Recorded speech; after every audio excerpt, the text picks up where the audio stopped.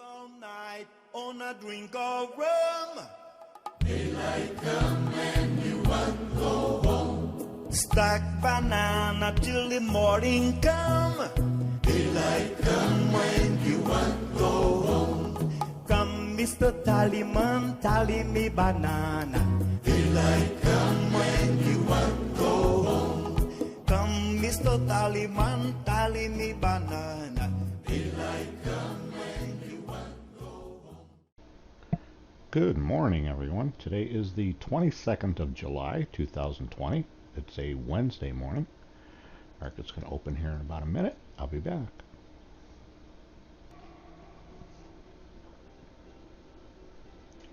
There's the bell. Market is open. Let's see what she's going to do here today. Let's see. Okay, nothing really of interest. It's mainly going sideways right here. I'd like to see it go either up or go down. And I will evaluate things as they progress. But right here, right now, I'm not really interested in anything. Nothing really going on here yet. Boring. Boring. Okay, we are finally pushing up. That gives me a hankering for a short. I'm on the lookout for a short opportunity. Tempted to get into this one, but didn't quite convince me. Didn't quite convince me. I'm gonna let it slide. Yep, good thing. That would have been a gift. Would have been a gift. Okay, here's another one I let go. Didn't quite convince me for the short here. Okay, we're getting a possible setup here. If this guy here comes up here, I'll be interested in taking a short. If he doesn't, I'm just going to let it go if it goes down. Okay, still waiting for an opportunity. I chose not to get involved with this one, but this guy comes all the way back up here. I'll be interested. Okay, it started coming up. I'd like it to come up at least this high before I'm interested in this short. Didn't quite reach that level, so if it goes down, I'm just going to watch it go down. But I'd like it to come up at least this high. Okay, looks like it's going to try it again. Attempt to come up to this level. If it does, I'll be looking for a signal for the short. Okay, reach that area. Game on. Looking for a signal. Bam! Got my signal. Got in right there. See how that works out. Got another signal here to go short. If you didn't like the first one's a little aggressive, but got another one right here. There we go, pushing down nicely here. Came up for a gift here. Still looking for shorts. Been short again. Came up for another gift. Still looking for shorts. Got a signal, went short again. Another gift. Still looking for shorts. There's a lot of pressure down that needs to be released. A lot of pressure down. Okay, this looks like the one. Fourth attempt short. Target down here is 3 nuggets, compensating for these gifts here. Another gift. It was small. I tightened up my boundary. Went short again. All right, finally. Finally.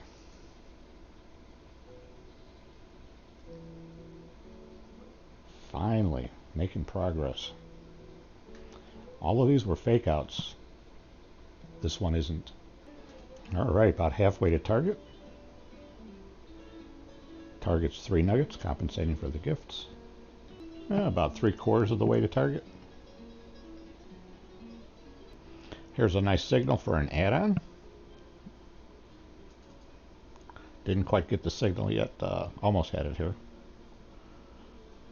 Let you know when we get. Here was the signal. Right there.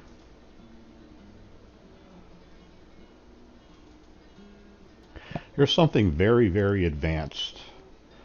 You see it occasionally, but if you notice, the 440 did not push down yet, the BBs. The 610 pushed down. So the larger time frame pushed down before the smaller time frame. That usually, a good majority of the time, means that the large time frame is going to be dominant and to accept what he says rather than the smaller one. All intents and purposes, this 440 should be down here as well if the 610 is down. They both went up, right? They both went up, but the 610 came down and he's the larger, which means this is going to prevail a good majority of the time. See, right now we have a conflict. 233 up, did not come down. 440 up, did not come down. 610, he went up as well, but he came down. That's telling me that the 610 is dominating, and everybody else is going to follow. If the 610 did not go up here, that would have been a whole different story. But the 610 went up here. That's the critical factor. There we go, making progress. Another thing, if you keep your BBs like this, you're never going to see things like that. Okay, I've seen a lot of instructors that have their BBs like this. That tells me that they basically have no clue what they're looking at in regards to the MacdBB. They're a very intricate source of information, but you need to know how to use them. And stretching them apart like this gives you a wealth of information. Here it happened again. Did you see this BB pushed up? BB pushed up, BB pushed up, and the 610 was the first one to push down. If the 610 is down, the 440 should be down as well already. Maybe on the next BB. Okay, there's the next BB. This next BB should have been down. Same thing with this 233. It should be down. Once again, the 610 is dominating, which is telling me that it's going to release the pressure down. If this 610 did not push up, that would have negated this whole process. But it did push up. That's the difference. Okay, here, once again, just another explanation going down that road. The small time frames are supposed to do things first before the large time frames do. Okay, like right here, these guys are pushing up. They pushed up first before the large time frame did. Okay, that's what's supposed to happen. But if this pushes up and prints like this, the 610 right here, if he prints up and then pushes down before the 440 pushes down and the 233 pushes down, it's not supposed to happen. Possibly it's going to happen again. I can continue this explanation. Okay, this might be a great example. If you notice, 233 is pushing up, pointing up the MacdBBs. 440 is pointing up. 610 as well is pointing up. That's what's supposed to happen. Now if this 610 points down all of a sudden, and the 440 and the 233 are still pointing up, That's an anomaly. It's not supposed to happen. It's telling you what's most likely going to happen next. You're going to continue to the downside. The larger time is dominant. And it's giving you the signal before the 233 and the 440. Doesn't always happen, but when it does, you can anticipate what's going to happen next. And that's the key. That's the key to trading, knowing what's going to happen before it happens. Is that possible? Absolutely. These MacdBBs are awesome for that purpose.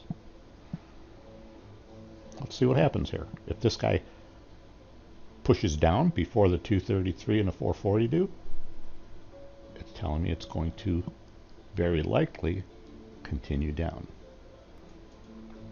Okay, it's not happening here because the 610 is down, 440 is pushing down, pointing down, and the 233 as well is pointing down. That's what's supposed to happen. But in the previous example, this 610 was pointing down, and the 440 was still pointing up, and the 233 was still pointing up. That very rarely happens. This happens all the time. 233 points down, then the 440 points down, then the 610 points down. That's absolutely normal. Nothing fascinating about that. That's what's supposed to happen. No clues there. I mean, here all three of them are in agreement. The example before was 233 disagreed, 440 disagreed, and the 610 was totally on his own saying, hey, I'm pointing down. Why are you guys pointing up? It's not supposed to happen that way. And the moral of the story is the 610 usually wins out. And the price continues in the direction that the 610 is suggesting. Okay, here we go again. Everybody's pushing up, pushing up, pushing up. Normal. Okay, now he printed. The 610 printed the BB here. Everything is normal. Everybody's pointing up, pointing up.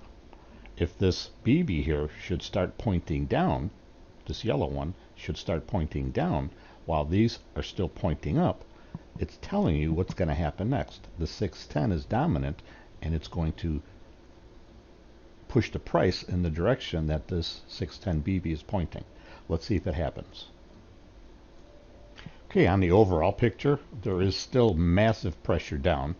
I believe it's going to hit that target irregardless of my little explanation here. Okay, this is just an observation that I made this morning relating to something that very rarely happens. But as the picture as a whole, the pressure is down and we're going to hit this target, in my opinion, irregardless of what happens here. But if it happens again, I'd like to show you with it actually being in a play-by-play type of a description. So I'm kind of hoping it does it again. Maybe you got the gist of it from the previous movement, but hoping to explain it as it's happening here. But we'll see what happens. Yeah, it's not happening. Everybody's doing the same thing. But okay, let's focus on the target here. Target should be hit. I'm about to go into class, so I'm going to kind of be a little preoccupied. Hopefully it'll hit before 5 after when my class starts. But we'll be talking about it, obviously, when we get together with my students. So. And bingo, target's filled. Target is filled. Got my 3 nuggets in the dome. It took a while for that pressure to drop, but we talked about this in class, and it was very enlightening, very entertaining as well, knowing that it's going to go down, and just talking about the element of time and patience. So anyway, don't know when I'm going to get all these videos produced, rendered and posted, but bear with me, guys. I give it my best shot when I have some free time here. to you guys soon. Bye-bye. Come, Mr.